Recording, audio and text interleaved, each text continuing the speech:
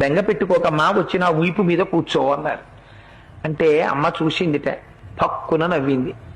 వానరుని యొక్క చేష్టితమును బయట పెట్టాడో. ఎందుకని? అప్పటికి స్వామి చిన్నవారై ఉన్నారు, పిల్లి పిల్లంత వారై ఉన్నారు. అమ్మ వచ్చిన వీపు మీద కూర్చో అమ్మా, 100 యోజనముల సముద్రాన్ని దాటించి ఆవలి ఒడ్డుకు తీసుకెళ్లి ప్రశ్రవణ పర్వత శిఖరముల మీద కూర్చున్న రామచంద్రమూర్తి యొక్క పాదార విందముల యందు సమర్పించి కృతకృత్యుడనవుతానమ్మా అన్నారు.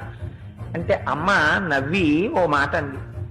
ఎంత మాట అన్నావోయ్ హనుమా, నువ్వే ఇంత స్వరూపమా, నీకో ఇంత వీప, ఆ వీపు మీద నేను కూర్చోనా, నువ్వు నన్ను తీసుకెడతావా, నీ వానర బుద్ధి బయట పెట్టావోయ్ అంది. అంటే పాపం అంతకు ముందు ఎవరి చేత అధిక్షేపింపబడి ఎరగడు మహానుభావుడు.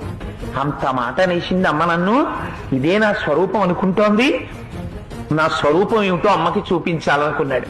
మెరుమందర సంకాశౌ భవౌదీప్తానల ప్రభ అగ్రతవ్యవతస్తే చ సీతాయా వనరోత్తమ.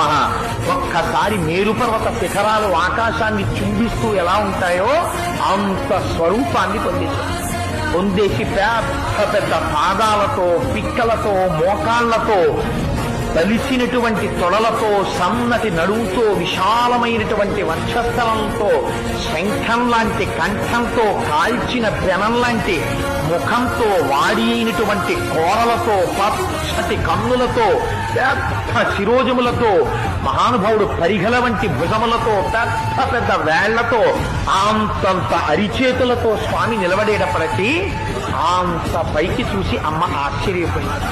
నాయనా, నాకు తెలుసయ్యా నువ్వెవరవో, 100 యోజనముల సముద్రాన్ని నీ దర్శన సామర్థ్యమును ప్రకటించి దాటి వచ్చిన రోజునే గుర్తించాను నువ్వెవరో. ఇలా రాగలిగినటువంటి శక్తి ఒక్క గరుత్మంతుడికుంది, నీ తండ్రి వాయుదేవుడికుంది. నాయనా, నాకు తెలిసి నీకుందిరా. నువ్వింత సమర్థుడవు కాకపోతే రామచంద్రమూర్తి నిన్ను నా దగ్గరకు పంపరు.